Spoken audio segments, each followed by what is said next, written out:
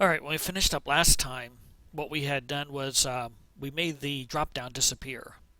Well, we can't see it now, so let's go ahead and what I'm going to do is select what made it disappear, which is starting with display none, opacity 0, visibility hidden. Hold down my control key and press the slash. Okay, that will comment it out. Then I'll do file and save, and then go back to the drop down and refresh. And when I do, we get a chance to see the drop down menu again. All right, so let's finish up with the coding of this. We'll keep it showing for now, then we'll hide it. All right, so the next thing we want to do is we want to go ahead and change the shading and background for these colors here. So let's go back, and the selector for that would be in the nav section. In the UL, we have an LI, and inside that LI we have another UL. That's our drop down, and in that drop down we have an LI element, and that's what we want to target. All right, so for this one, what we're going to do is we're going to change the background. Oops. Background, and we're going to make it gray. All right, and next thing we want to do is display block.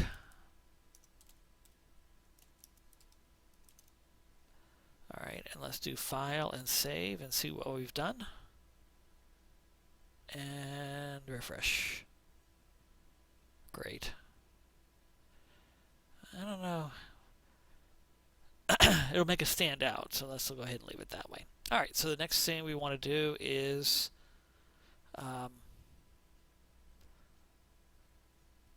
change the color of the text. Color, and that is going to be black. File and save, and then refresh. All right. So now it's going to turn white as we go over it. All right, so things looking better. And let's go ahead now and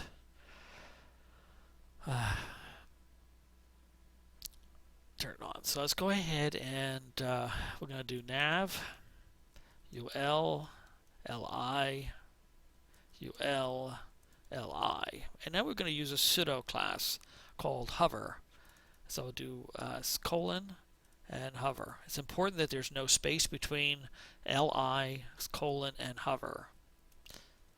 And what we're going to do is we're going to change the background. And let's make it sign of the devil 666. Alright, we'll do file and save. And now let's refresh. Okay, so the background's going to be a little darker gray. Attractive.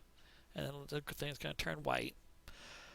Alright, so we have one more thing to do, and that is make this show up when we hover over it. Alright, so the next thing we're going to do is come down here and disappear it again.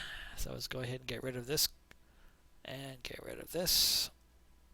And then file and save. And then refresh. And now it's gone.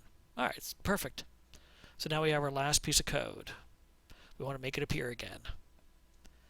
So the selector we're going to use is nav, UL, LI. So this is the list items within the top level unordered list. This is, we want, when we hover, we want this to change. And what we want to change is the underlying unordered list. So along the top, we want this to happen with the hover, and then when it hits, when the hover is over, it's going to impact the unordered list. So any of the drop-down menus, we only have one, but we could have many, and that's why we want to use this selector. We're going to display block, opacity. So remember that before the opacity was 0, we want to make it 1 so we can see it again. And then to finish seeing it, remember that opacity is going to allow us to be able to see the drop, to put a mouse over and be able to see that there's links there. But then when visibility is toggled to visible, we'll be able to see the entire drop-down menu. Okay, file and save. Eek. Come on now. File and save, and then refresh. And there we go. So now we have, every time we mouse over, we have this. Whenever drop down happens, now we have these items here. We can go ahead and click on those and get to where they are. Well, that's it. That's a drop down menu. You're going to find that when we get into Bootstrap that it's a lot easier, a lot less coding. But you really need to understand the underlying principles of how drop downs are, because in Bootstrap, all this code is written for you, and all you have to do is access it. All right.